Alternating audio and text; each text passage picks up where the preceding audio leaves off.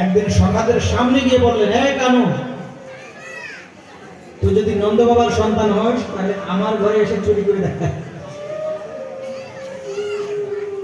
যদি আমার ঘরে এসে চুরি না করিস তাহলে আমি জানবো তুই নন্দের সন্তান না, নন্দের ছেলে না। এই কথা বলে চলে গেল। সমস্ত সকালের সামনে এসে বললেন, কানু কি বলবো? কি আর বলবে? বলেছে ওর ঘরে কি চুরি করতে হবে, যদি চুরি না করি তাহলে আমি নন্দের ছেলে না। তোমরা সকলে বলো আমি নন্দের ছেলে কিনা? আরে হ্যাঁ, তুই যশোদার ছেলে কি নন্দের ছেলে? আমরা সবাই বলছি। বলে তোমরা সবাই বললে কি হবে? ও বলেছে ওর ঘরে চুরি না করলে আমি নাকি নন্দের ছেলে না। তো ওর ঘরে যেতে হবে? বলে হ্যাঁ কেন? তোর সম্মানের ব্যাপার, যাওয়া তো উচিত। তাহলে তোমরা সবাই আমার সঙ্গে যাবে? বলে না, কারণ তুমি একাই যাও। এই হলো তোমাদের ভালোবাসা? তাহলে যাবে না? কানুর বলার ভঙ্গিমা দেখেই বুঝে গেলেন যে যদি এখন না যাই তাহলে কালকে থেকে আর আমাদের সঙ্গে মেলামেশা করবে না। একটু মারি তো খেতে হবে, চলো। ঠিক আছে চলো।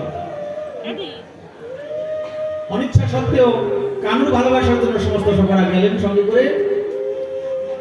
প্রভাবতীর গৃহে যখনই প্রবেশ করলেন কানু সখাদের নিয়ে,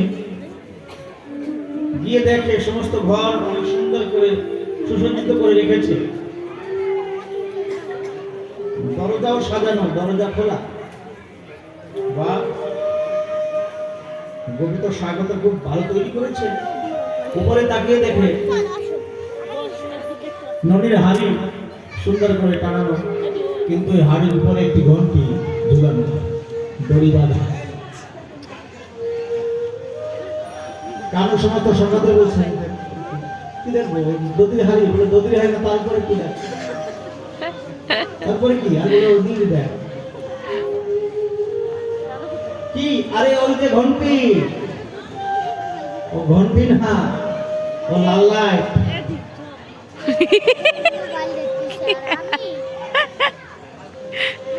ঘন্টি টানিয়ে রেখেছে, খুব বুদ্ধিমতী। যেই আমরা মাখন চুরি করার চেষ্টা করবো, যে হাত দেবো হাড়িতে, ঘন্টি বেজে যাবে আর ওরা এসে আমাদের ধরবে। কানু চল চল চল চল, ঘরে চুরি করা যাবে না। কানু বললেন আমি নন্দের ছেলে। ও বলেছে না ওর ঘরে চুরি না করলে আমি নন্দের ছেলে না, আমি নন্দের ছেলে। দাড়ি মস্ত ছিল না, তাও এরকম দেখাচ্ছে। আজকে প্রভাবতীর ঘরে চুরি করব, ওর ননি খাবো, তারপর এখান থেকে যাব। কানু সাবধান, কোনো সাবধান না। মধুমন্ডল, হ্যাঁ কানু নিচে বসে যা। ঘোড়ার রূপ ধারণ করে মধুমঙ্গল নিচে বসলো, তার পিঠে দুইজনকে চড়ালো। মধুমঙ্গলের পিঠের উপরে দুইজন সখা দাঁড়িয়েছে, তার উপরে কানু দাঁড়িয়েছে। দাঁড়িয়ে ঘন্টিকে এইভাবে প্রণাম করে, ও ঘন্টি, বলো প্রভু দেখ আমি ননি খেতে এসেছি, ওই প্রভাবতী তোকে এখানে রেখেছে। আমি যখন ননি খাবো তখন কিন্তু বাজবি না, তুই শব্দ করবি না, মনে থাকবে। ঘন্টি বলেন ঠাকুর তুমি ননি খেতে এসেছো, ননি কি আমার নাকি? এই ঘরে প্রভাবতীর ননি, মুফতকে চন্দন ঘিস করে নন্দন, ফিরির জিনিস তুমি খাচ্ছ, তাতে আমার কি? আমার বাবার তো নাকি, আমি কেন বাজবো? মনে থাকে জানো? ঠিক আছে ঠাকুর। ঘন্টির সঙ্গে কথা বলার পরে ননির হাড়িতে হাত দিলে ননি বের করে চতুর্দিকে বানর এসে ঘিরে রেখেছে। বানরদের আগে খাওয়ালেন কারণ, তারপরে যারা আশেপাশে দাঁড়িয়ে ছিল সখাগণকে দিলেন। এরপরে মধুমঙ্গল এক সখাকে বললেন, আরে আমি সব থেকে বেশি ওজন উঠাচ্ছি, আমাকে তো দে। সেই সখা মধুমঙ্গলকে খাইয়ে দিলেন। তারপরে তার উপরে যে দুইজন দাঁড়িয়ে রয়েছে তাদের কানু বললেন তোমরা খেয়ে নাও। তাদের যখন খাওয়া হয়ে গেছে তারা বললেন কানু আমাদের সবার পেট ভরে গেছে, এবার তুই খেয়ে, আমি খাবো।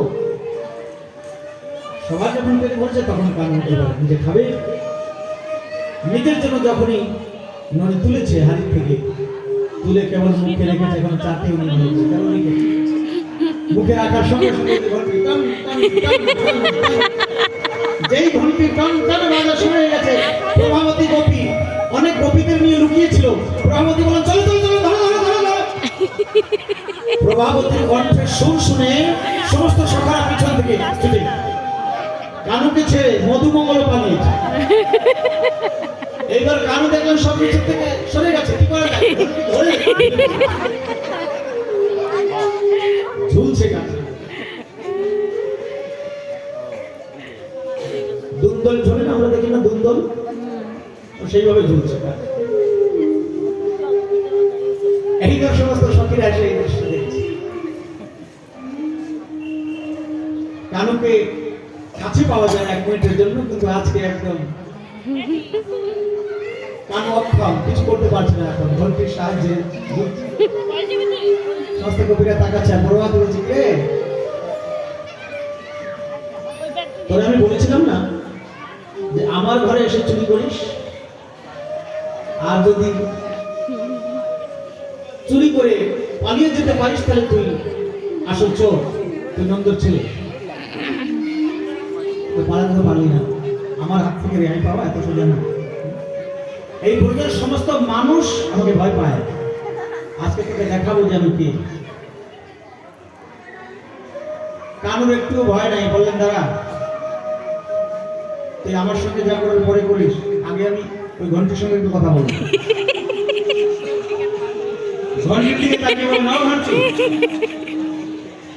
ঘন্টি বলেন বলুন ঠাকুর, তো লজ্জা হয় না? কি বলিস? আমি যখন বললাম যে আমি মণি চুরি করতে এসেছি, তুই বাঁচবি না, ধনী করবি না, ধনী করবি কেন?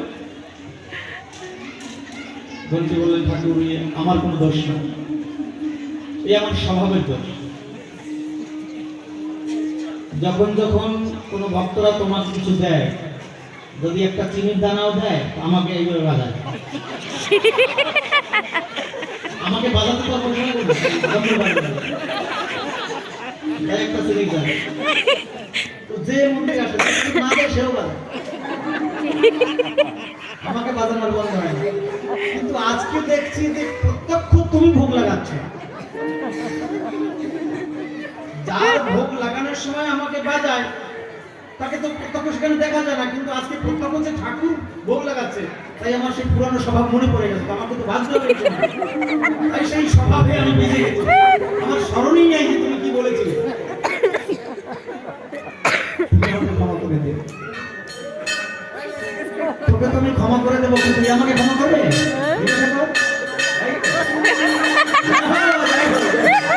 এই তো সভাপতি ওখানে বলছে,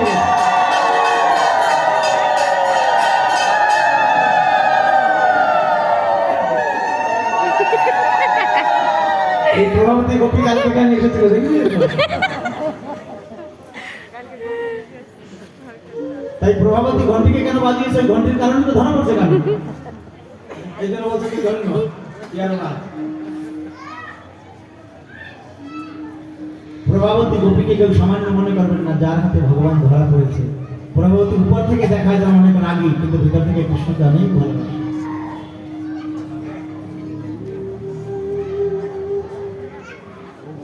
কানুকে ধরে নামিয়েছে, তারপরে হাত ধরে বললেন এবার চল তোর মায়ের কাছে। হাতে নাতে গিয়ে তোর মাকে দেখাবো, তোমার ছেলে আমার ঘরে গিয়ে চুরি করেছে, আমি ধরে এনেছি দেখ। সমস্ত সন্ধ্যা দূর থেকে যাচ্ছে আর কানুর কাছে ক্ষমা চাইছে, কান ধরে আমরা ভুল করেছি, তোকে ছেড়ে এসেছি, তোকে মা আজকে অনেক মার। কানু দেখলেন আমার সখারা উদাস হয়ে গেছে, তোমরা ভয় পাচ্ছ কেন, তোকে মারবে এরকম ইশারায় বলছে। কানু বলছেন একটু সময় পরেই দেখো আমি কি করছি। প্রভাবতী যাচ্ছে আগে আগে, রোজ তোমার মাকে বলা হয় যে একটু শাসন করে রাখো, শাসন করে না, আজকে দেখা তোমারও আজকে ভালো করে কথা বলতে বলতে বলতে বলতে এভাবে যাচ্ছে, পুরো মনের মধ্যে ভরা। হঠাৎ দেখে ওই প্রভাবতীর দেওরই তো সামনে থেকে আসতেছে। কানু হঠাৎ সংকেত দিয়ে ডাক দিলেন, পিছন থেকে এইভাবে পিছন থেকে কি হয়েছে? শোন, তোর বৌদি আমাকে জোর করে নিয়ে যাচ্ছে, সুন্দর পায়েস বানিয়েছে, পিঠা বানিয়েছে, সুন্দর রন্ধন করেছে, কিন্তু আমার পেটে একদম ক্ষুধা নেই। তবুও খাওয়াবে, ভালো ভালো রান্না করেছে, জোর করে আমাকে ভালোবাসে তো, আমাকে খাওয়াবে। তোর ক্ষুধা পেয়েছে? আরে স্বপ্ন, আমার অনেক ক্ষুধা পেয়েছে, পেট একদম খালি। তাহলে তুই মন হয়ে চলে যা, কোনো কথা বলবি না, তাহলে একটু সুন্দর খেতে পারবি।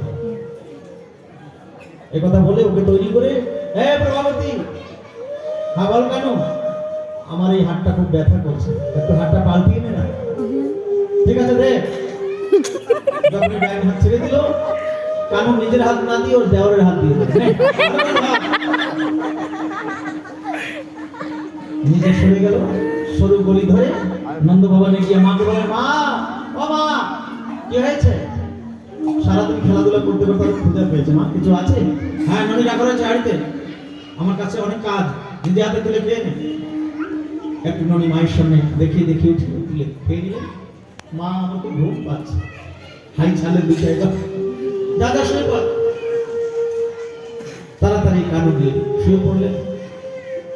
শুয়ে পড়ে ছোট লীলা করছে, প্রভাবতী আসছে, প্রভাবতী আসছে, কান পেতে রয়েছে।